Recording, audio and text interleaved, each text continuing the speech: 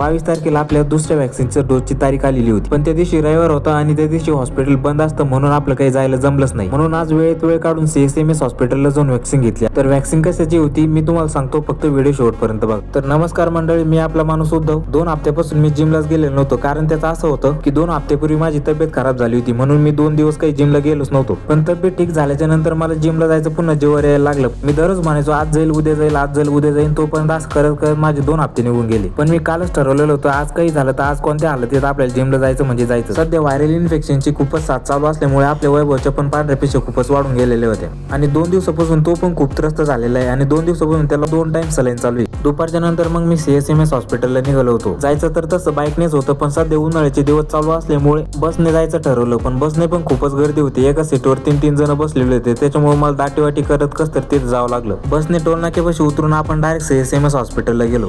तिथं गेल्या लगेच केस पेपर काढून घेतलं, कारण की हॉस्पिटल बंद होण्याची पण वेळ झालेली होती. पण तिथं थोडीफार आपली ओळख असल्यामुळे त्यांनी थोडा आपल्यासाठी टाइम काढून दिला. तर आता मी तुम्हाला सांगतो आज मी घेतलेली व्हॅक्सिन कोणती होती. तर 6 महिन्यापूर्वी मी CSMS हॉस्पिटलला हेपॅटायटिस B व्हॅक्सिनचे 2 डोस घेतलेलेच होते. तर तिसरा बुस्टर डोस माझा बाकी होता आणि त्याची तारीख 22 तारखेला आली होती आणि त्या दिवशी रविवार होता, त्याच्यामुळे मला काही जायला जमलंच नव्हतं. म्हणून आज वेळेत वेळ काढून तिसरा बुस्टर डोस घेऊन टाकला मी CSMS हॉस्पिटलला जाऊन. आणि ज्यांचा ब्लडच्या रिलेटेड सगळ्यात जास्त कॉन्टॅक्ट असतो त्यांनी हेपॅटायटिस B व्हॅक्सिन ही कंपल्सरी घेतलीच पाहिजे. नंतर येता आपले सर्व जुने स्टाफ मेंबर होते त्यांना पण भेटून घेतलं. खूप दिवसानंतर भेट झाली, त्यांना पण भेटून खूप भारी वाटलं होतं.